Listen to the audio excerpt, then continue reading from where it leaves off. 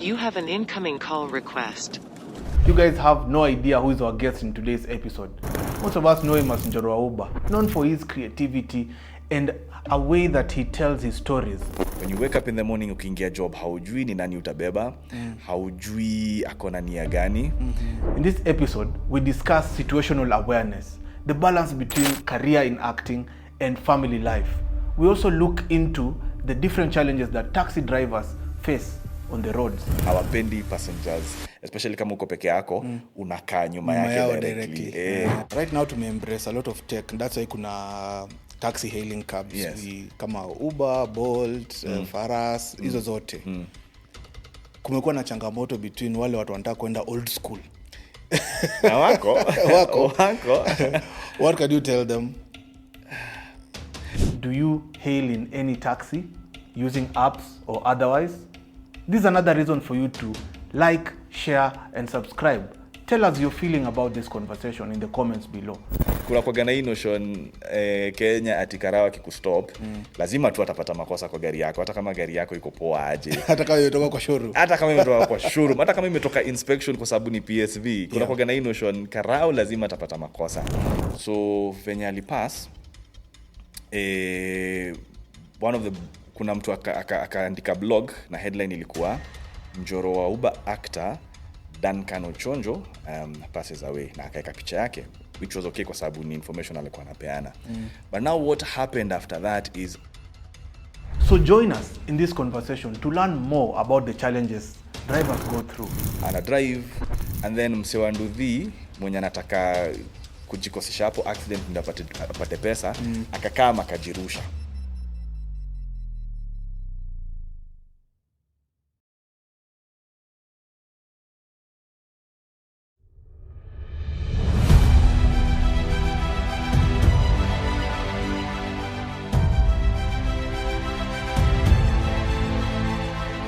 Joe, you have a very huge following. And, right now, we look at it in a manner that if you have following, then you have influence. And where I sit now, that influence in terms of your character as Njoro Uber, it really calls upon people to relate because ni vitu za kawaida. Yes, kabisa. Why acting? Number one, talanta. Nashukuru God alinipatia hii talent. Yeah. But then number two, pia I'm an introvert.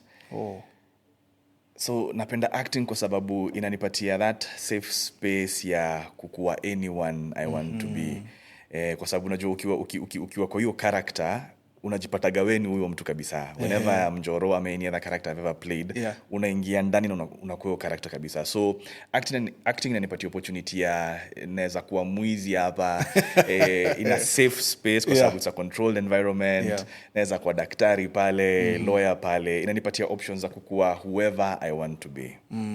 Speaking on now your character as Njoro Uber, has it ever come across probably the people who look at you and admire your work wanakosa differentiate between who's Joe and who's Njoro Uber? Tell us about that. Wengi sana. And in a way it makes me feel nafanya kazi yangu vipoa, because once watu wamebelieve the character I'm portraying ni mimi, ni kumaanisha I am believable, ni kumaanisha wameamini kabisa mimi ni character. It happens.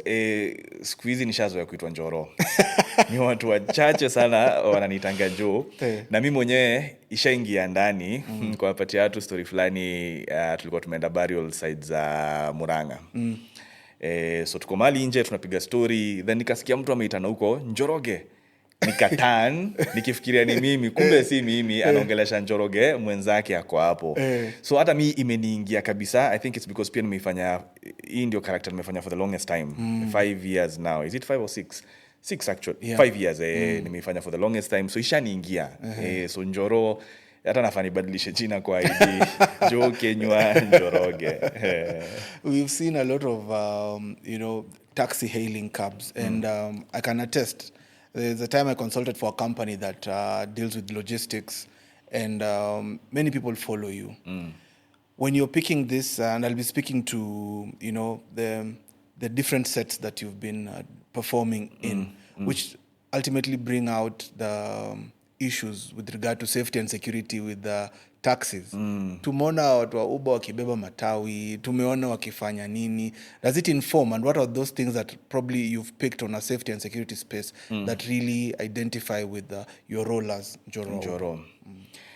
I think ndaieka nini mbili. Number one, safety in terms of security driver na passenger, in terms of wale watu unabeba. And then number two, accidents, kwa sababu pia kuna safety aspect your side. One thing nimekam kulearn through, of course, career yangu kama actor. Na nakumbuka nimefanya a lot of stage. Na the very first directors nilideal nao walikuwa wanatuambia kitu moja ya kuwa aware of your environment. As an actor, ukiingia stage kama ni theater ama hata kwa scene, lazima ukue aware of the environment. Inaitwanga situational awareness. Aha, that's the name, eh? Yeah, situational awareness. Nikiingia hivi stage, for instance, maybe kunafaa kuwa na glasi ya maji hapa nafaa kutumia at some point. Kuna watu wanaitwa stage manager, ndio kazi yao kupanga stage. Na unajua theater inanga take two. Theater ni ukiingia muende. So nikiingia nisipoangalia around, maybe hakuweka glasi ya maji na nafaa kuitumia mahali. Nisipo notice mapema nijipange venye ndaicheza, ita affect story at some point. But nikiwa aware of the situation, nikiingia nita notice. Same thing na TV and film. Nikiingia kwa scene, lazima nikuwe aware. Najua probably ndani kuendea kitu kwa ile fridge. So lazima nikuwe aware fridge iko pale, kuna everything. Na hiyo ni kitu even as an individual nimekam kulearn. Whenever naenda lazima nikuwe aware of the surroundings. So for Njoro specifically, as much as acting is a controlled environment, inakupatia hiyo notion taxi drivers wanakuaga nao. When you wake up in the morning ukiingia job, haujui ni nani utabeba, haujui akona nia gani. Another thing I came to realize is that si kila mtu roho safi kama wewe. Unaweza beba mtu ni roho safi, unaweza beba mtu akona nia zingine. So hiyo umeingia uko kwa taxi yako, passenger ameingia amekaa hapa, ni nini amebeba, ni nini akonayo. Kuna mwenye amekaa hapa. Whenever we have, before Njoro inakuwa imeandikwa na scriptwriters kadhaa. We have a whole team of scriptwriters. Before waandike season wanakaga chini na taxi drivers just to hear from their end stories wanapitia. And I think that's one of the reasons why it's so relatable. So kwa one of hizo workshops pia mu attend. And one of those workshops nakumbuka drivers wakisema hawapendi passengers, especially kama uko peke yako, unakaa nyuma yake directly. Kwa sababu hakuoni, hajui nia yako ni gani. At least hapa periphery anaweza kuona, hapa anaweza kuona, atatumia rear view mirror kukuona, but directly behind hawapendi. So client ameingia ako peke yake amekaa nyuma yako. Of course hiyo number one lazima utakuwa aware just in case of anything. So hizo ni vitu nimekam kulearn through hii character nacheza as Njoro. Safety ya wewe kama driver, and of course pia routes zenye unapitia. Sometimes again, one of the things walikuwa natuambia kuna areas hawaendagi, especially kama ni interior sana usiku, kwa sababu kuna hizo issues za carjacking nini. So lazima ujiprotect wewe mwenyewe kama driver. So kuna hiyo issue ya wewe kujiprotect kama driver. Kuna issue ya kuprotect passengers wako.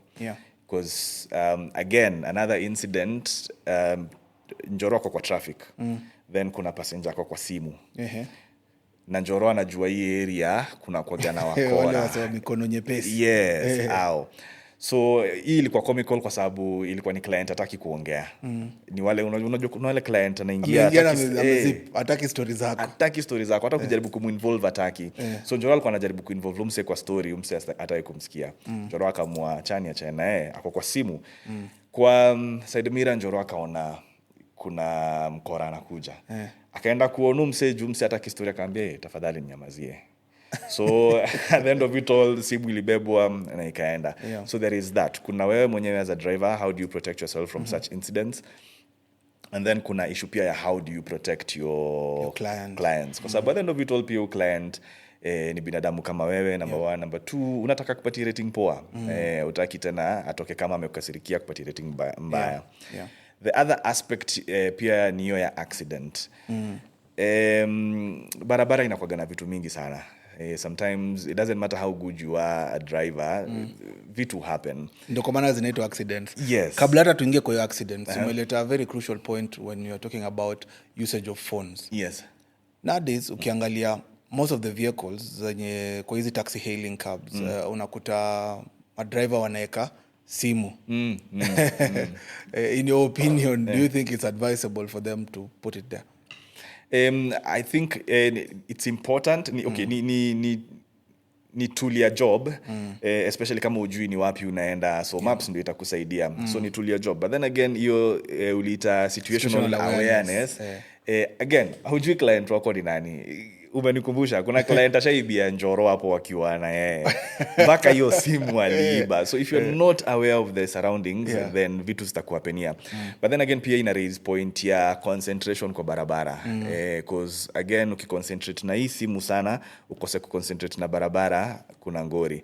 Ukiconcentrate na barabara sana, ukose kuconcentrate na hii simu na ama surrounding yako, utaibiwa, utaporwa. Na hata hiyo story ya traffic. Kwa traffic si clients peke yake wanaweza ibiwa. Pia wewe kama dereva unaweza ibiwa.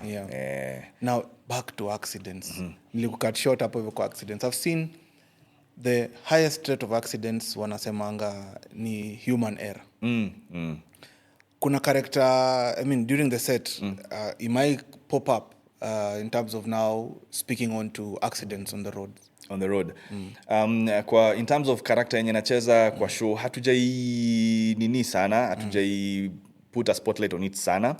But then kumekuwa na stories za just other drivers being reckless on the road.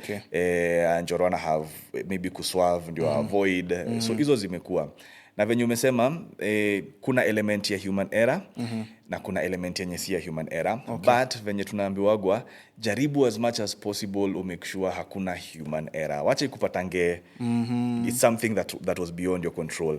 But just try and be aware na uweze kucontrol all issues zenye wewe mwenyewe unaweza control. Najua taxi drivers wanakuwaga na hiyo issue sana. For me as an actor and even for Njoro kitu siufanya, one of the things tunafanyanga ni kuna kuwaga na either a chase car yenye kwa nyuma ama a lead car yenye naniongoza ama sometimes both depending on where we are. Kwa sababu this is acting. Most of the times acting inakaga kwa set kama hii. It's a controlled environment. But once umeenda kwa barabara, it's not a controlled environment anymore. Anything can happen kwa hiyo barabara. So that's why tunakuwaga at least tumeput hizo measures in place just to see kama tunaweza control anything. And then now the others ni just be aware of anything. Anything can happen, so you will react to it when it happen in your time. Mi ukuwa rafiki sana na watu wa taxis. Kwa saa zingine najikuta na tumia sana. And one of the things zenye huwa na notice, they don't do routine checks of their vehicles. Each trip, umeenda umetoa mtu tuseme hapa hill, alafu ame-request hapa from Wojo, na unampeleka let's say mahali kama Kikuyu. Na ndio very new about, wendo mgeni kama dereva pale. But now you haven't taken your time kurealize ya kwamba umemchukua yule mtu, then utapata tena another call mahali fulani. So in my own opinion, I feel madereva inafaa for every trip you need to inspect your vehicle, kuangalia ni nini iko pale, umeachiwa kitu na ujui. There's a time I talked on on my TikTok on a story of a friend of mine called Bazu. Alienda na mabesa zake kwa mall, kumbe alikuwa amewekewa vitu zenye si zake. So you have to make sure that at least for every trip you're able to assess your vehicle. Angalia ni nini iko ndani. Background check and I don't know if it is agreeable. Naonanga most taxi hailing cabs companies, madereva ukisha order asha kuuliza unaenda wapi kwanza. So I don't know what's your take on that. Is it something that somebody can do just as any other Kenyan can feel about it? Watu feel irritated. Unaniuliza naenda wapi kwa nini? wacha nianze na hiyo before hata nikuje kwa safety checks. Hata mimi nimekuwa kwa hiyo situation ya unaitisha cab, anakuambia, anakuuliza unaenda wapi, unashindwa it doesn't matter mali naenda as long as utanifikisha poa nikulipe, unajua. But then tunasahau kuna, I think, I don't know if it's zote ama ni Uber peke yake yenye haioneshangi dereva mali client anaenda. Unasahau huu ni binadamu number 1. Lazima akue careful ni nani anabeba na ni wapi anampeleka. So that's why wanauliza hiyo swali. Number 2, inaweza kuwa ni mafuta, anataka kujua kwa hiyo tu kupanga trip yako. Nataka kujua kama ni mtu wa mbali na ile mafuta niko nayo haitatosha, then I need kujipanga, okay, where is the nearest petrol station? Niende ni fuel, maybe niangalie pressure ya miguu nini. So as customers you feel offended akiuliza but it's just part of kazi yake, ni poa ajipange. Hiyo ya kuangalia gari na kuangalia checks, it's very important. Siko sure kama drivers wote ufanya hiyo kitu. But I think pia highlight kwa Njoro. Napata kuna client aliacha kama amechafua gari, and then kuna client next mwenye atakuja hata appreciate akipata gari ni chafu. Utapata umepewa rate ndogo, uanze kucomplain. But it is just that kuna hata story tushaifanya ya client aliacha laptop yake hapo. And you see hizi ni vitu important kwa huyu client. Akiacha ndio ofisi yake. Ni ofisi yake. Driver chukua muwekee vizuri, cause ukiacha hapo you never know client next mwenye utabeba ni nani. Utakuja apate kuna laptop hapa na sina laptop, ajibebe. So it's important kufanya hizo checks. Very important. Kumekuwa na culture right now to embrace a lot of tech. That's why kuna taxi hailing cabs kama Uber, Bolt, Faras, hizo zote. Kumekuwa na changamoto between wale watu wanataka kwenda old school. Na wako. What can you tell them? Technology iko na pros na cons. Iko na vitu poa na iko na vitu mbaya. I understand au watu pia utaka kubaki old school, both in terms of drivers na pia in terms of clients. Kwa Njoro kuna tulikuwa namuita mzae. Hii role ilikuwa inafanywa na anajita kwa show anajita mteja. Character yake ilikuwa one of those old school people wenye even with all this new technology ya apps bado amebaki pale aekelekale kanini kake ka taxi hapo juu, aende atege, customer tapata, anabiluviwa ni wake. Mwenye hatapata is okay. Na waelewa kwa sababu ya I think and ilikuwa issue inatolewa sana na character yake in terms of the security aspect of it. Anasema app hajuu ni nani anaita, I mean huyu nani amerequest the app, hajuu anampeleka wapi, hajamuona. Anataka the old school way, kuja request the cab nikikuona, nikusome, nione uni mtu aina gani. But actually kwa process ya kubagain najua what kind of a person you are, tunaenda wapi before nikubali, as opposed to nje ya app ushakubali na ujui ni nani unabeba, ujui unampeleka wapi. So namuelewa. But then again pia technology imerahisisha vitu. As opposed to hiyo niende nitege mali ya hold day, probably nipate customer mmoja ama wawili. I'd rather hii app yenye nikikudrop chances zako kuna mtu mwingine hapo mwenye ata request nimpeleke somewhere else. So zote ziko na pros and cons zake. Naelewa hawa watu old school because pia kuna clients old school hawapendi kutumia app. Kuna client hata and this I learned from the stories zao cab drivers wakikuja kupeana stories before ianze kuandikwa. There are clients wenye wata request but then wakwambie cancel. Tuende offline. Tuende off app. Ama kuna clients watakuja wa request hivyo offline, uambie hapana, request kwa app wakwambia hapana, kama ni possible wewe nipeleke tu place fulani. So I guess pia hapo ni wewe as a driver ujudge uone ama utumie instincts zako uone kama ni mkora ama ni probably tu ni mtu genuine. I think labda ni story na culture yetu tumezoea kufanya ni kama unaenda mahali pageni and then unataka kuleta something new. Watu watakwambia sisi tumezoea kufanya hivi. Hii ndio line tunachukua. When you're looking at mtu mwenye amekuja kama mgeni, youth saizi wanatafuta makazi. And the reason why unaona these heightened criminal rates is because most of them are learned but they do not have work to do. Yes. somebody who and you played this character and you've had this one-on-ones with drivers before, just to get their concerns. Unaweza highlight some of the concerns zenye labda from the their safety concerns or security concerns or just any concerns from them that you feel probably they can have they can stand out to be heard, because we have viewers who really follow our podcast and now that you interact with them, I also do, inaweza kwa vizuri kusikia kutoka kwako some of the issues that they face, especially using their career as drivers. Yeah. Well, I think number one tu ni kitu tumesema uko kwa barabara the entire day. Accidents do happen, whether saa zingine unakuwa umejipanga, umejaribu kujiprotect, saa zingine there are things you can control, there are things you can't control. So I think number one concern kwa inakuwa that hiyo tu uko kwa barabara the entire day, hauwezi control things that will happen. Of course there is your story ya haujui ni nani unabeba. Sometimes kuna wakora, sometimes kuna actually security agents. Yes. Haujui ni nani unabeba, so pia kuna that uncertainty. Saa zingine ujui ni wapi unaenda, barabara unaenda ujui kama ni poa ama ni mbaya. Sometimes niyo issue ya especially when ufanya kazi usiku. Umebeba mtu haujui unampeleka wapi, haujui kama kwenye unaenda kuna wakora. Maybe yeye si mkora, but maybe kwenye unaenda ukishamdrop on your way back haujui utapatana nini. Concern nyingine pia drivers wa usiku inakuwa gani na hii tumeifanya sana kwa Njoro ni kubeba walevi. Kuna mtu ataingia ableki kwa gari.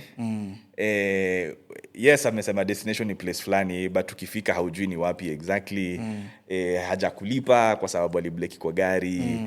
Amekuwa msumbufu simply because ako level ingine, uko sober. So kuna hizo, especially na najua sana drivers wa usiku. Wanakuwa na issue sana, and especially female drivers. Kwa sababu pia nao sasa wanakuwa bit more vulnerable usiku, kwa sababu wanaume kadhaa wakitokea there is nothing much anaweza fanya. So issues, one thing I came to realize na hii ni I am glad nilipata hii job ya kuplay character ya Njoro, because nimekam ku appreciate taxi drivers more. Nowadays hata mi nikitumia cab lazima ndatipu o taxi driver, because on the face of it tuna feel ni job ako sawa, atatipiwa, atafanya hizi vitu zote, but how put into consideration all these dangers umseopitia every day. Na ataingia job leo, ataingia job kesho, ataingia job kesho kutu. Wakati you've been acting all this while, is there one time wakati mko kwa set yenye mmekuwa na encounter na law enforcement at the set? Tumekuwa nao, but kwa scene sasa. Well, most of the issues to highlight za kukuwa na law enforcement mostly na kwa issue ya bribe. Akujai kuwa na anything crazy ama out of this world, but mostly na kwa tu tuki highlight issue ya bribe, because again hii ni kitu taxi drivers face sana. Kuna kwa hii notion Kenya atikarawa kikustop, lazima tu atapata makosa kwa gari yako, hata kama gari yako iko poa aje. Hata kama imetoka kwa showroom. Hata kama imetoka inspection kwa sababu ni PSV. Kuna kwa hii notion karao lazima atapata makosa. So tunajaribu ku highlight hiyo ya si lazima uende, uko na option mbili. You can either conform to what society na expect, that okay fine, amenisimamisha acha nimpatie bribe niendelee na life yangu. Or unaweza choose kustand your ground, kwa sababu unajua gari yako iko poa na hauna makosa. Na kama una makosa, tumia the legal channels badala ya kupeana kitu kidogo. So hiyo inakuwa left to ule mtu mwenye ako pale make decision yake. Because actually tumekuwa na scenes zenye zina highlight both. Tumekuwa na scenes zenye Njoro anapeana hiyo bribe kitu kidogo, anapeana chai, na kumekuwa na scenes zenye anakataa. So as an audience wewe amua. Now as a person sasa kama Joe, have you ever been in a position where somebody amekuwa dress kama Njoro wa Uber? Are there any scenarios zenye zilikufanya ukafeel, when you started ulisema kuna time mtu alikuita Njoro again ukatana. Kuna siku maifika mahali how you conduct yourself now as a celebrity, na tunajua ya kwamba you are always on the spotlight. Ukienda mahali lazima watu watajua Njoro. In a way, how does that make you feel, and what do you do to ensure that at least you're safe in the areas that you're going? Umesha mention situational awareness. being an introvert napenda ku guard private space yangu sana. Okay. So for me it's always that intricate balance. Yeah. Number one, kumbuka ama fans hawa ndio our employers. Wao kuwatch show, number one, inafanya tujue tunafanya kazi poa. Number two, ile siku watawacha kuwatch show, hatutakuwa job. So tuna appreciate hiyo. Na fans, the thing with fans is wakikuona wanaona wanakujua.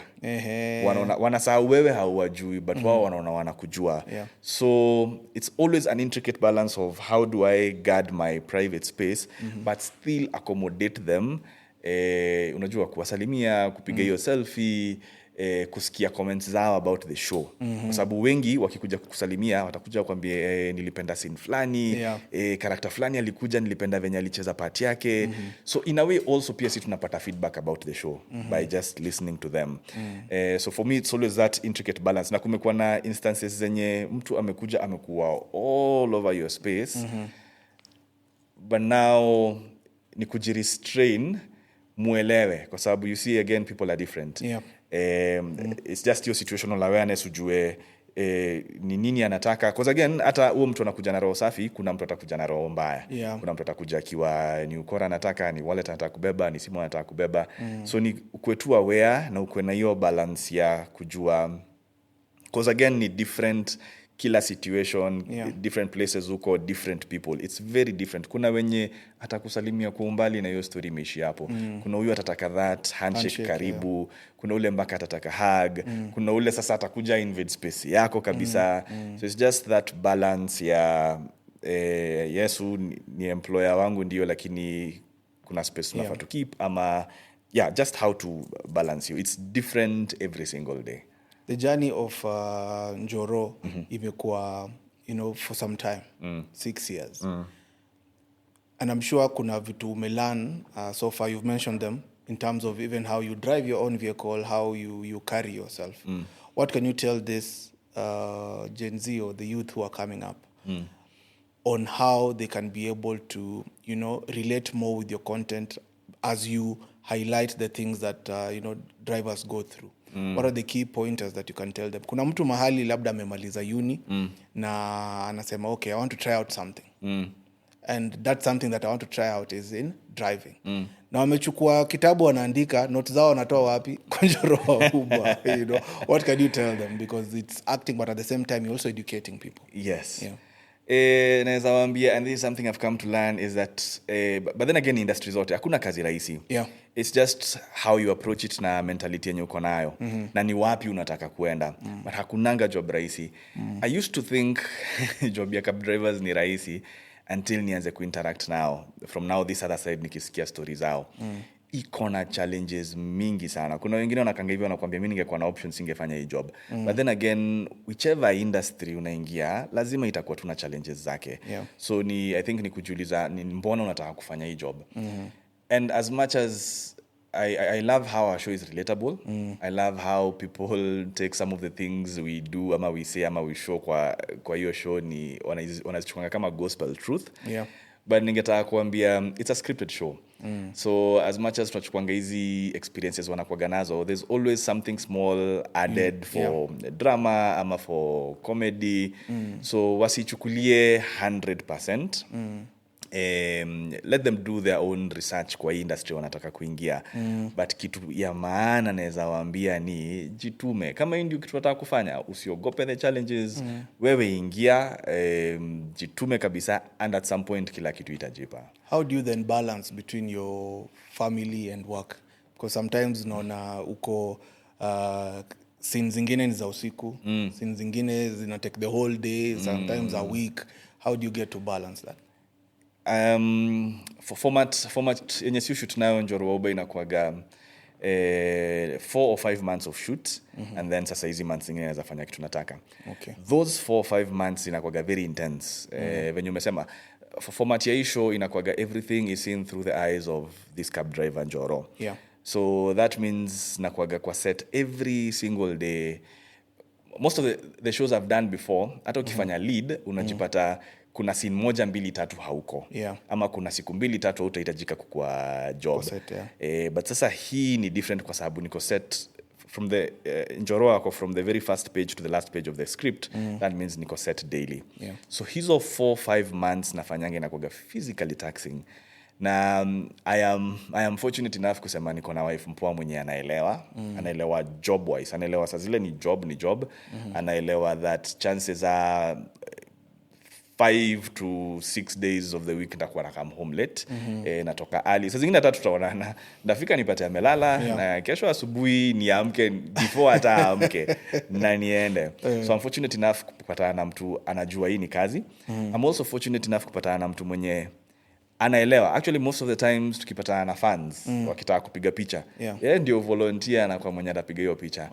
Anajua hii ni kazi, and as a result of kazi ya umse, hizi ndio interactions tutakuwa nazo na watu. Inakuwa tough. Yes, inakuwa tough, especially hizo months tuna shoot. But mimi nimekuwa na hii, and it's something nilifundishwa kutoka kitambo na nikiwa mtoi, that kazi ni kazi. Of course ya tena uende ujue na kazi, strike a balance mahali hapo, strike your balance, kwa sababu again mwili kichoka sana na ndio inatafuta hiyo kazi, then hakuna point ya kufanya hii kazi. But inakuwa challenging, but nimemanage somehow. Tukianza ilikuwa tough. Tukianza ilikuwa very tough, but as we go unaenda ukilana, unaenda ukijua, unaenda ukiweza kustrike your balance, na vitu zina move. When you're looking at now how these cab drivers and drivers in general, kumekuwa na hii notion ya kuweka, let's say, the dash cameras, kuweka mambo kama tracker. Do you feel that these things can really help them to ensure and guarantee their safety? Oh yes. Nimekamkuria na hii sasa, hii ni one of the things as an actor, kuna vitu pia siweza kulearn from job yetu job yako as an actor, na unaweza kuiapply kwa life yako. Nimekamkulearn importance ya hizo vitu umesema, tracker na hiyo dashboard, dashcam. Very important. And I remember that tuli highlight kwa one of the scenes ya Njoro Uba. Hiyo scene, that particular scene ilikuwa ana drive, and then msewa Nduthi mwenye anataka kujikosesha hapo accident ndio apate pesa, akakaa akajirusha mbele ya gari. So akajirusha, akaanguka, watu wa Nduthi wakakaa wengi. Njoro hakuwa na hiyo dashcam. But hiyo ndio njia alitumia kujitoa. Kuzafuta ameenda hapo, wameanza kuagiwa, akaona hapa ni vita. Hii na ni mimi ndapigwa, ni mimi ndaumia, gari yangu itaumia. Akaambia msee, unasema nimekugonga uko sure unajua hapa kuna dashcam iko hapa na imerecord kila kitu, si wacheni nifanye hivyo, wacheni tu niichukue nikuje ni play muone yenyewe msee amejirusha. So msee hakutaka kungoja mpaka Njoro aende hiyo dashcam, kwa sababu alikuwa anajua on the wrong. So ilibidi tu ametafuta njia, akatoka akahepa. So yes, ni vitu very important cab drivers wanafaa kuwa nazo. Hata hiyo issue ya tracker. Tumefanya scenes za Njoro kukajakiwa na gari inaenda. I remember, I think either the second or the first season. Na hakuwa na tracker. So gari ilienda, ilipatikana baadaye kama imekatwa into pieces. Milango haziko, engine imeenda, na ilikuwa ni hasara kwake. So it's important, and again hizi ni vitu pia our scriptwriters waki-get stories kutoka kwa cab drivers, au ambiwa hizo vitu, because hizi ni vitu cab drivers wamepitia. It's important kukuwa na hiyo dashcam. Just you never know nini utapatana kwa barabara. Hiyo tracker, you never know ni mkora mgani mtapatana gari iende, and hii ndio source of livelihood. True. Imeenda una replacement. Hii ndio ofisi ya uko job. Emergency protocols. Unajua ni vitu nye watu na take for granted. Kuna emergencies zinaweza tendeka anytime. You know, the importance of pia driver, na hii ni mchango wangu. When drivers wako kwa gari, yes, umefanya situational awareness. Yes, uko na dashcam. Wangapi wao wanaangalianga kama hiyo fire extinguisher ina work? Exactly. Wachache sana. Wachache. And then hata ile the hazard, ile triangle, the hazard sign ya kuweka, most of them unakuta hawana. And I've seen firsthand how important that thing is. Yes. Because yes, una drop msee mahali penye wewe haujui. Ni huyo mtu unampeleka ndo anajua.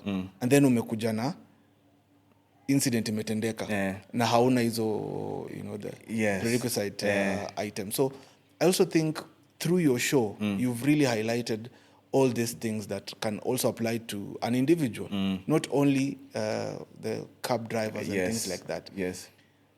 There's an incident that na niliona kwa show yako. Dereva ako hapo na amepatana na client mwenye ako rowdy. Hebu tupigie hiyo story. It happens. Mi sikuwa najua hizi vitu happen until tuongeana na madrivers watuambia, na that's why ilikuwa highlighted kwa show. It happens that again unabeba watu different, watu wanapitia vitu different. Wengine ni warowdy just because they want to. Hivyo tu ndo wanakuaga. Wengine ni warowdy because of mali ametoka ama kitu ametoka kupitia. There was one tulifanya where Njoro amebeba customer. Na huyo customer ni mlevi kiasi, ni asubuhi, ni mtu amelala kwa club. Aluta. Hivyo ndio inaitwa siku hizi. Ametoka Aluta, amekuja amechukua cab, wanaenda home. Kumbe huyo ni msana korofishana home na wife. So kumekuwa na issue na yeye na wife, sijui alipata wife na nani, na msana akataka kumpiga. So akona hizo issues. Amekuja ameletea Njoro kwa gari. So amekuja ameambia ilikuwa ni msemo mfupi kidogo. So ana feel anadharauliwa kwa sababu ya ufupi yake. That's why mtu anakuja kukatia wife yake. So mpaka anaanza kuuliza Njoro, mimi nakani kama mtu siwezi fight, si ndio? Akaanza kushika Njoro mashati. Again pia, and I believe this is something drivers go through. Always taka kuingia into fights with everyone mwenye anakuja, anyone and everyone. Sometimes you just choose your battles wisely. And that's what Njoro did. Akaona yeye mse tutakorofishana bure, akamwambia shuka basi tupigane. Mse kushuka, Njoro aka drive off. But these are real stories that cab drivers face. And again it speaks to their safety and security. And I think these are some of the things that are beyond your control as a human being. True. Haujui nani utabeba, haujui ametoka wapi, haujui frame of mind yake venye iko. So ni zile instances za deal nayo sayo venye iko and tafuta njia poa kabisa ya kudeal nayo at that moment. And also remembering that venye umedeal na huyu si venye utadeal na mwingine wa kesho ama ule wa jana. Wanakuwaga different kila saa. Tumekuwa na incidences mingi in Kenya. We talked about it earlier. We have a nation where the youth are well educated and they are innovative. So as much as there is innovation on the positive side, it also has its cons. This is with regard to the cyberspace. Cyberbullying, cloning of accounts, things like that. Yes. Zile SMS zenye zinasema I am sijui who from where I have your mzigo somewhere. Has it ever happened to you? Yes, it has. Tulikuwa tunaongea na msee alikuwa anauliza kama najiita Njoro kwa mtandao. Nikamwambia hapana, najiita Joe Kinyua. For two reasons. Number one, nataka bado as much as because I'm an actor, I'm playing different roles. Nataka bado ku-maintain hiyo Joe Kinyua mwenye ana play different roles, a versatile actor. But then there's a second reason ina Kenya umesema sahi. Sahi kwa mtandao kuna ukiingia utafute Njoro wa Uber. Kuna watu wengi sana wanajiita Njoro wa Uber. And you see you have no control over that. So there was a time kulikuwa na one of those accounts mtu anajiita Njoro wa Uber. Na sio ametumia picha zangu without my consent. Alikuwa ana run promotion fulani. Anasema ni promotion ana run. Ati tuna run promotion ya watu watch Njoro wa Uber. Kama una watchingi, sijui comment, sijui fanya nini. And then ukianza kucomment anakuambia umeshinda, but before tukupatie prize yako sijui tuma do fulani. Kumbe ni conman anakon watu. So hata muambia watu hiyo time nili have ku screenshot hiyo nini na niandike fake na nikaambia wase najiita Joe Kinyua on all my social media handles. Ndio watu wako aware that huyo si mimi. And because I have no tulijaribu kureport hizo pages but nothing much was really done. But the one I would say yenye nili experience yenye ilikuwa mbaya sana, I think it's still a form of cyberbullying. Unfortunately we lost an actor mwenye alikuwa ameshai kuja show yetu Njoro wa Uber. Ni actor alikuwa amefanya vitu mingi. I think hata alikuwa na YouTube channel yake. The late Duncan Ochonjo, may his soul rest in peace. So venye alipass one of the kuna mtu akaandika blog na headline ilikuwa Njoro wa Uber actor Duncan Ochonjo passes away, na akaeka picha yake. which was okay kwa sababu ni information alikuwa anapeana. But now what happened after that is other bloggers came on board, wakaanza tu kuandika Njoro wa Uber actor dies. Hawakuandika ni nani, hawakuweka picha, wakaiacha hivyo. Hiyo kitu ilienda ikichange mpaka at some point kuna mtu aliweka video iko na picha zangu, akisema rest in peace Njoro wa Uber. Na ameka song hii Emotion Josh hii song Sadio ameiweka na tunakutana saa hii bana. And I remember nilifeel vibaya sana kwa sababu one of the things I had to do venye nilipigiwa simu kuanza kuulizwa ni aje nini hizi story tunasikia, I had to call my parents, kila mtu najua kuambia, because you can imagine the mzazi akipatana na hii kitu ya kwanza hajui, watu wengi sana waliamini hiyo kitu. So I think ni kitu actors and especially public figures wanapitia sana, but kitu tunaweza sema ni let us just be responsible. Kwa mtandao watu tuwe kwena utu. Au wenye wana form hizi accounts wakijiita mtu fulani just to con people, au watu wana bully wasanii kwa mtandao. I think tu ni utu, tukue tu na utu. Siku za mwizi ni 40. Ni 40 atapatikana tu, watashikwa. Watashikwa, but just be tukue tu watu responsible. Sasa hii season imeanza ya soka. And break imeisha. Which team do you support? Napigangwa vita sana juu ya hii. Mimi napenda Chelsea. Mimi ni msema Chelsea. Unaona?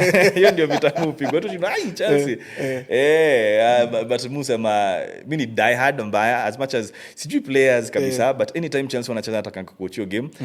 Last time na best yangu akinienjoy, but mimi nilimwambia as long as tumemaliza top 10 na tumemaliza mbele ya Man U, mimi niko sawa. Mimi niko sawa. Tulishinda Man U. That's the most important thing. Pains. If somebody were to ask you to describe yourself in 3 words. 3 words. Yeah. Isn't it 3 words, boo? Isn't it 3 words actually? 4. Okay, sir. Man of few words. Man of few words. That is how you describe yourself. That is how I describe myself. Okay. And what are 2 things that people do not know about Njoro wa Uber and now Joe? 2 things that people don't know about. Let me speak to 2 things that people don't know about Joe, because I think na feelingi watu wanajua Njoro na wana feel Njoro ni mimi, yet si wewe. Si mimi. 2 things. Number 1, I would say nini. I would say okay, this is a similarity, but still maybe people don't know this about me. I was an accountant. Before niingie industry nilisomea CPA na nikamaliza up to section 6. Only that I didn't go ahead to register with ISPAC. So hapa ndio siko sure kama then that means I'm not CPA kwa sababu siku register na ISPAC, but watu waambie kwa comments wale watu wenye watu waambie, because I think mujita CPA finalist kwa sababu nilimaliza, but siku register na ISPAC. But so maybe that's one thing people didn't know. Number 2, napenda kuimba. Sina sauti ya kuimba, but napenda kuimba. Ile ya bafu. Sasa nimejipata pia mpenda kwenda karaoke sana. Kwa sababu unajua hiyo ni environment yenye mimi na sauti yangu mbaya nitaimba tu without a care in the world. Kwa sababu hiyo hata muambia wase nikienda karaoke nipatane na mtu anaimba vizuri, muambia wrong platform. Wewe unafaa kuwa kwa studio. Karaoke ni ya sisi wenyewe, hatuna hiyo sauti ya kuimba. So napenda. God angenipatia, nashukuru Mungu alinipatia talanta ya kuact. Msema angeniongezea tu hiyo ya kuimba hiyo. Vitu zingekuwa poa sana. But anyway, mu enjoy kuimba sana. And I'm so happy that you created time to come here, Joe. Honestly, what can you tell the people of when you're not fuata the Crimeshield Podcast? Saizi tuko place inaitwa Wojo. What is your experience? Nime-enjoy sana kuwa hapa. The very first time nilikuja hapa kulikuwa na screening ya one of these shows ya Showmax, inajiita Subterranea. Mwende muochio show, by the way, iko Showmax. It was the first time kuja hapa na kujua kuna hii sharing space, workspace yenye unaweza kuja kumenyamaza, kumetulia. Iko hapa hill tu ni hapa. Azin ukiwa CBD hata ni walking distance. Unaweza kuja ufanye kazi yako vizuri, bila interruptions, bila makelele, maliza job yako, rudi mtaani. So I think think ni space watu wanafaa kujua about na watu wanafaa wakuje.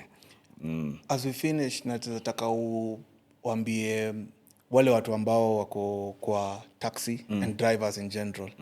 Just give them 2 key takeaways that message yenye inapatianwa na your show and also from a personalized perspective. 2 things that they need to be aware of. Number 1, I would say ni your situational awareness. Just ever be vigilant, ever be jua surrounding yako ni nani wako, ni nini iko, just in case of anything. Number 2 ni always be prepared. For make sure wewe kivyako uko prepared for any eventuality. Kuna hiyo story ya make sure umeangalia checks za gari, engine, tire, nini. Na pia this is something pia nililearn from cab drivers. Kumbe apparently it's important to have kuna mwenye alikuwa anatupatia story yake, alikuwa na kabambe, kasimu kabambe, na anakuaga amekaeka kwa boot. Ili kuja kuingiana kwa story kwa sababu there was a time Njoro alikuwa carjacked. Kwa carjacked akarushwa kwa boot. Na walikuwa wanamtumia for a bank robbery. Walikuwa wanatumia gari ya Njoro kama getaway vehicle. Na wamefungia kwa boot. Wamefungia kwa boot. Wanaitumia kama nini ya bank robbery. Kitu iliokoa Njoro ilikuwa ni yako kabambe alikuwa nako. Sababu number 1 venye alifungiwa kwa boot aliweza kukachukua, na hiyo ndo aliasha nayo torch kuona boot ikoje alifunguaje. Na hiyo ndo alitumia kucall nayo makarao. So even now after the bank robbery, makarao aliweza kumtrace, na hivyo ndo alikuwa rescued, because after the bank robbery what the robbers wanted to do, walikuwa wanataka kumaliza Njoro kwa sababu yeye ni witness na hawataki kuacha any witnesses behind. So hiyo ndo kitu ilimsaidia. So sometimes hawezi tell na need nini leo, but just in case of any eventuality, kuwa tu na hizo vitu, kuwa na maji yako kwa gari. Mtu unaweza pata na client amenyongwa, maji itasaidia. Jua first aid. Just be prepared as much as you can for any eventuality. Whether it happens, whether it doesn't happen, wewe kuwa tu prepared, because you never know. Nice. Kabla tumalize, we usually have a culture of a black book, the Crimeshield Black Book, where our guests huwa wanakuja wanaandika maswali to the next guest. Mimi wasisomi. So wataniletea hiyo black book, and then I ask you those questions. And then now you also have a space to write your own questions for the next guest who's coming.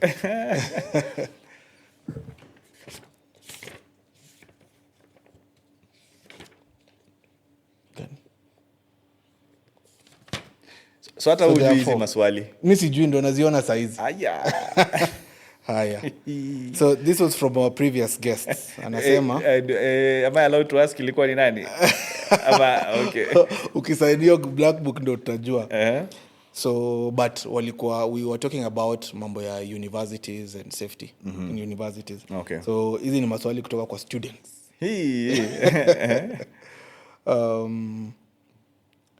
So anauliza, in your opinion, what are the current international threats that are affecting countries' economic developments?